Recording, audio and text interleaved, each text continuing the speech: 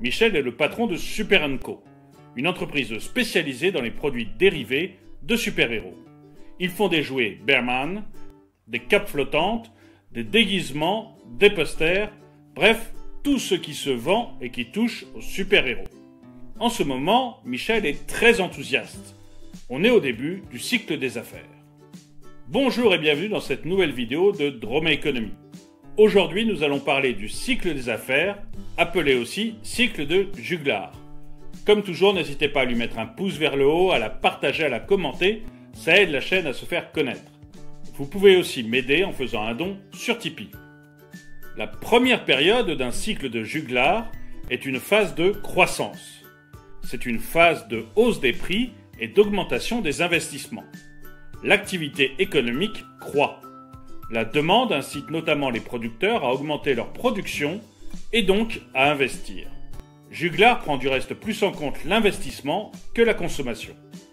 Encouragé par ses excellents résultats, Michel décide d'investir dans le marketing et la production.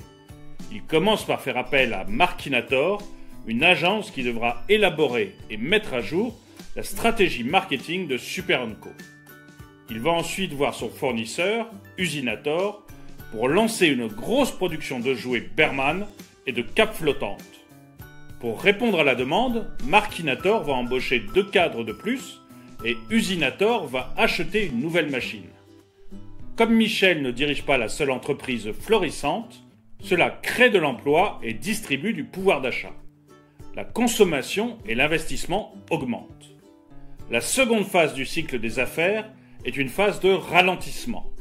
Elle est généralement due à une surestimation des débouchés liée à l'euphorie des investisseurs. Cette surestimation conduit à une surproduction qui provoque un engorgement des marchés. Michel s'est un peu trop emballé. Les ventes de Bearman ne marchent pas aussi bien que prévu. Du coup, les nounours s'entassent. Michel décide de réduire la production et de baisser les frais de marketing. Usinator se retrouve avec des machines sous-employées et Markinator est surstaffé.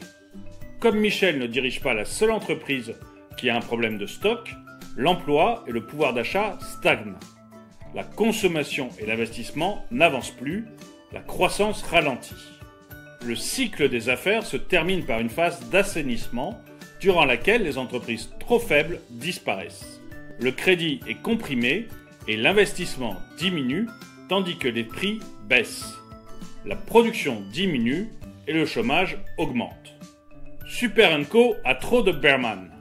C'est de l'argent immobilisé dans des ours en peluche qui ne vaudront peut-être plus rien dans un an.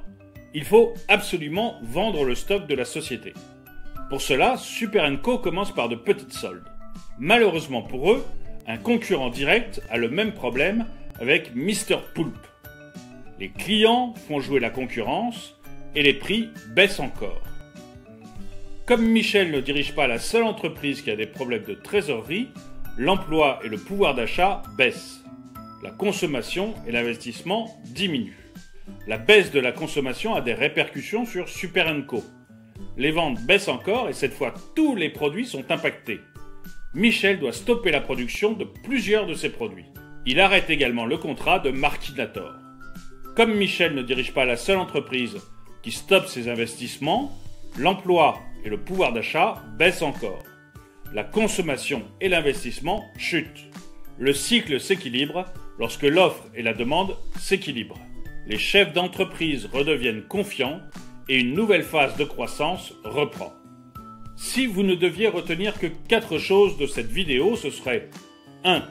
Le cycle des affaires, ou cycle de Juglar, dure 8 à 10 ans. 2. Il y a une phase de croissance portée par l'investissement et la consommation. 3.